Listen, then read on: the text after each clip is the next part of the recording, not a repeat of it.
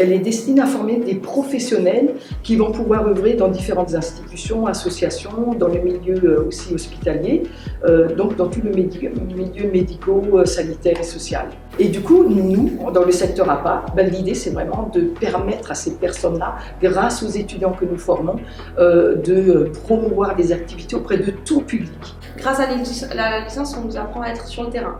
On nous apprend à prendre en charge plein de pathologies différentes. Alors on ne peut pas tout nous apprendre en cours, on n'a pas appris toutes les pathologies, tous les handicaps, mais ça on se forme sur le terrain au fur et à mesure de nos stages et de nos expériences. En master, on nous a plutôt formés à être comme une fonction de cadre, à être plutôt dans l'organisation, dans la gestion, dans la création de projets et de plutôt prendre en charge les personnes qui seront sur le terrain. Ça nous apprend à déjà nous questionner nous-mêmes sur qui on est. On ne peut pas s'occuper des autres si on ne sait pas qui on est et si on ne prend pas soin de nous-mêmes aussi. Ça, c'est la base. Ça nous apprend à avoir un regard du recul, beaucoup. Du coup, ça nous permet d'être à l'écoute des gens, de pouvoir vraiment ne pas juger, vraiment les écouter avec le plus de recul possible pour dénicher les besoins, les demandes réelles, les objectifs qu'ils peuvent avoir, voir si c'est réalisable aussi. Voilà, c'est tout ça. Il faut être du coup versatile et aimer aussi plonger dans des matières qui s'éloignent du sport.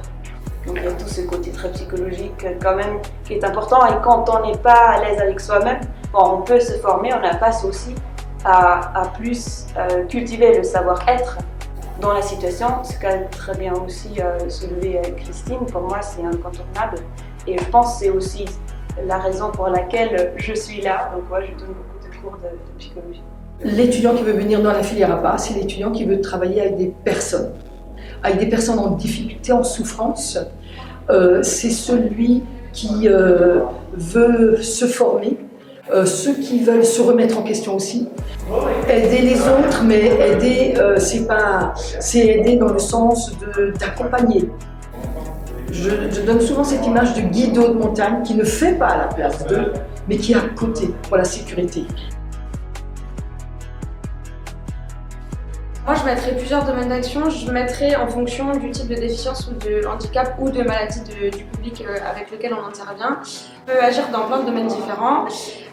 Moi, les domaines que j'ai un peu appris grâce à mes études, ce sont le domaine du handicap. Donc dans le handicap, il y a le handicap moteur, le handicap intellectuel et le handicap social. On a un peu tendance à oublier. Il y a aussi le domaine des pathologies. Donc pathologie mentale, pathologie chronique, pathologie uniquement sur le corps. Voilà, ça peut vraiment varier, mais pour moi, il y a le domaine du handicap et le domaine des pathologies dans lesquelles on peut agir. Alors en sortant de APAS, donc de licence ou de master, parce que je pense qu'on peut s'arrêter à l'un ou à l'autre en fonction de ce qu'on veut faire plus tard, il y a possibilité de travailler dans un champ vraiment immense. Pour moi, c'est vraiment, on ne peut pas mettre de limite au champ des APA. On peut travailler en institution en tant qu'enseignant de terrain, qu'en université en tant que professeur. On peut être tant sur le terrain que dans les bureaux pour manager, que dans la création de projets, dans vraiment des milliers de structures différentes et inimaginables. Donc en institution, on peut travailler avec des ergothérapeutes, avec des kinés, avec des médecins, des infirmiers. Voilà, pour ma part, j'étais en EHPAD, donc j'ai travaillé avec tout ce public-là, même jusqu'avec des neuropsychologues. Spécifique au STAPS, on a tout ce qui touche à l'anatomie, à la physiologie. On a aussi tout ce qui touche au social, donc on a de la socio, on a de la psychologie aussi, on a de l'histoire. Comme j'ai dit avant, on a tout ce qui est apprentissage des pathologies. On a des cours de pédagogie, donc tout ce qui est construction de séance en fait, comment on construit la séance, les objectifs qu'on se fixe, comment faire évoluer au fur et à mesure, au fil du temps, justement les séances d'un rapport à l'autre. Et c'est surtout en fait le fait de, comme le dit le nom dans les APA, c'est surtout l'adaptation en fait à la personne. Et si on considère vraiment au fond de soi que l'activité physique peut apporter aux gens et qu'on veut vraiment, comme dit, donner de soi, en fait, je pense que la filière APA c'est clairement fait pour ces gens de personnes.